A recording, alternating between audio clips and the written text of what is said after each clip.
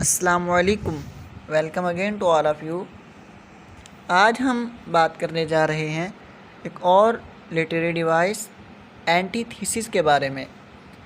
Anti thesis ایک ایسی literary term ہے کہ جو ویسے تو دیکھنے میں تھوڑی مشکل لگتی ہے، لیکن جب اس کو ہم تھوڑا سا غور سے سمجھیں تو بہت ہی آسان ہے۔ آج میں اس کو آسان انداز میں بیان کرنے کی کوشش کروں گا۔ سو بغیر ٹائم ویسٹ کیے لیٹ سٹارٹ۔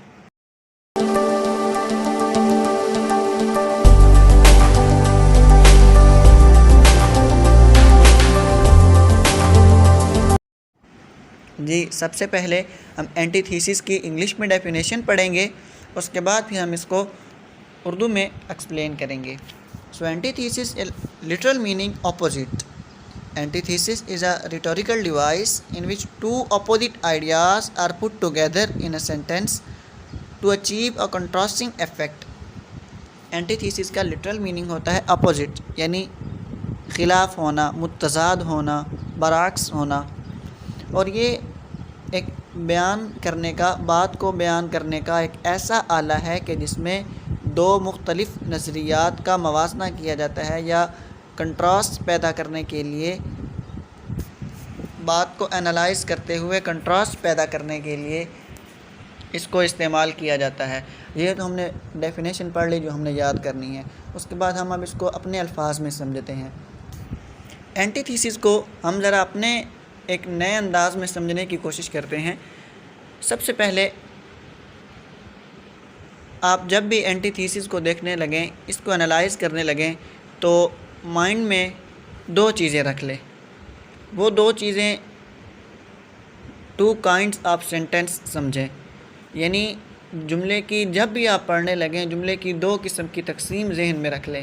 سب سے پہلی تقسیم ہم پڑھتے ہیں، اس کے بعد پھر دوسری کو سمجھیں گے۔ پہلی تقسیم کیا ہے؟ پہلا یہ دیکھیں کہ اینٹی تھیسس ایک ایسا جملہ ہوگا کہ جس میں ایک سینٹینس ہوگا، اس کے اندر دو فریزز ہوں گے۔ ایک سینٹینس کی دو فریزز میں سے جو پہلی فریز ہے، اس کے اندر جو بات بتائی گئی ہوگی، اس کی دوسری فریز میں، یعنی ایک جملے کے پہلے حصے میں جو بات بتائی گئی ہے، اسی جملے کے دوسرے حصے میں اس بات کا رد کیا گیا ہو، یعنی پہلے حصے میں جو بات بتائی گئی ہے، دوسرے میں اس کا الٹ بتایا گیا ہو، اس کے الٹ بات کی گئی ہو۔ لٹریچر کے اندر ایسا اکثر ہوتا ہے کہ ایک سینٹینس ہے، ایک سینٹینس میں کافی فریزز ہیں، ہر سینٹینس میں پہلی بات ایک ہی ہے، دوسری اس کے بالکل مختلف ہے، اور تیسری فریز میں پچھلی دونوں سے مختلف ہے، اگلی فریز میں وہ بالکل مختلف ہے۔ تو اس طرح ہوتا ہے، اور یہ کامن ہے۔ ایک بات کو مزید اچھی طرح گہرائی میں جا کر سمجھنے کے لیے اینٹی تھیسس کا استعمال ہوتا ہے۔ اب میں یہ کہہ رہا تھا کہ ایک سینٹینس میں دو فریزز ہوں، پہلی فریز میں جو بات کی گئی ہے، اسی بات کا رد دوسری فریز میں کر دیا گیا ہو۔ اب اس کی ایک پہلے اگزامپل دیکھیے کہ چارلس ڈکنس کی ٹیل آف ٹو سٹیز جو بک ہے، اس کی جو پہلی لائنز ہیں کہ it was the best of Times, it was the worst of Times. اب سینٹینس ایک چل رہا ہے، اس کی دو فریزز ہیں۔ پہلی فریز میں کہا گیا ہے کہ it was the best of Times, کہ یہ اپنے زمانے کا سب سے بہترین وقت تھا، اور اسی سینٹینس کی دوسری فریز میں کہہ دیا کہ it was the worst of Times, بالکل مختلف بات کہتی کہ یہ تو اپنے زمانے کا سب سے خراب وقت بھی تھا۔ تو اب دیکھیں، اب ایک طرف بہترین کہا جا رہا ہے، دوسری طرف خراب کہا جا رہا ہے۔ ایک ہی سینٹینس میں یہ دو باتیں کرنا، دو مختلف نظریے دینا، دو مختلف تصورات، دو مختلف فکر قائم کرنا، یہ کہلاتا ہے اینٹی تھیسس۔ ٹھیک ہے، یہ ہم نے پہلی قسم سمجھ لی۔ اب ایک بار پھر اس کو دیکھیے کہ ایک سینٹینس کے اندر دو مختلف نظریات کا آپس میں کنٹراسٹ کیا گیا ہو، پہلا دوسرے سے اور دوسرا پہلے سے بالکل مختلف ہو۔ ایک سٹیٹمنٹ دی گئی ہے، دوسری سٹیٹمنٹ اور دوسری فریز پہلی کے خلاف ہو، اس کے رد میں ہو۔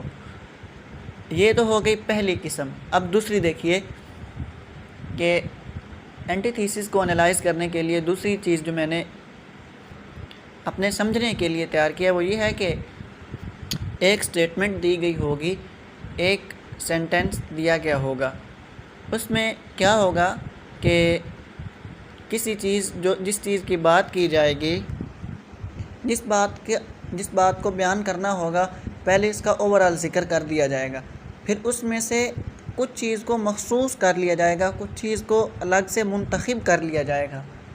تو اس کو کہتے ہیں پہلے ایک بات کا عمومی ذکر کرنا، پھر اس عمومی بات میں سے کسی چیز کو مخصوص کر دینا، کسی چیز کو خاص کر لینا، یہ کہلاتا ہے اینٹی تھیسز۔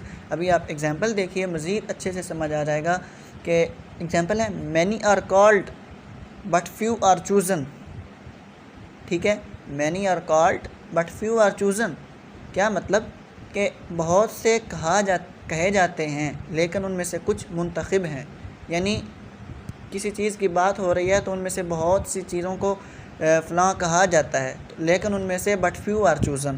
اب دیکھیں پہلے سب کی بات کر دی کہ مینی آر کالڈ، بہت سے کہے جاتے ہیں، بٹ فیو آر چوزن، لیکن ان میں سے کچھ منتخب بھی ہیں، تو اس چیز کو کہتے ہیں اینٹی تھیسز۔ ایک اور اس کی ایگزامپل دیکھیے، ولیم شیکسپیئر کا ایک کوٹیشن ہے، give every man thy ear but few thy voice، یعنی ہر انسان کو اپنے کان دو لیکن کچھ کو اپنی آواز دو۔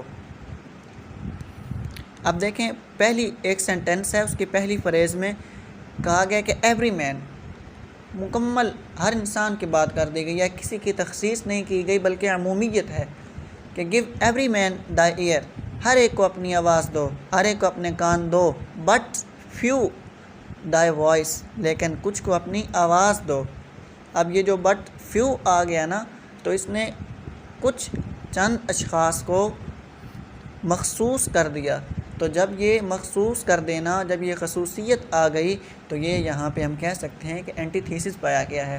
اب پھر ایک بار خلاصے کے طور پہ سمجھیے، اب میں دونوں کو اکٹھا کر کے ان کی ایک بالکل ایک جامع سی تعریف کر رہا ہوں کہ اینٹی تھیسز ایک ایسی لٹریری ٹرم یا ایک ایسا فگر آف سپیچ ہے کہ جس میں ایک سینٹنس میں دو مختلف باتوں میں کنٹراسٹ پیدا کیا گیا ہو، یا پہلے ایک چیز کا ذکر کر کے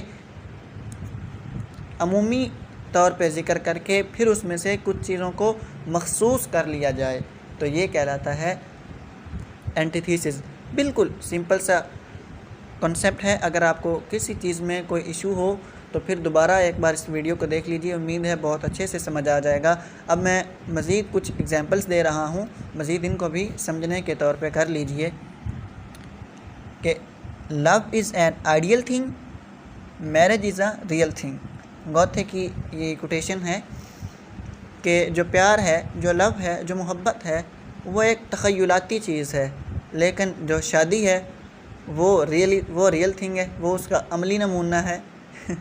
اس کے بعد ایک اور خوبصورت سی مثال ہے، الیگزینڈر پوپ کی کوٹیشن ہے، to err is human to forgive divine, یعنی غلطی کرنا انسان کا کام ہے اور معاف کر دینا خدا کا کام ہے۔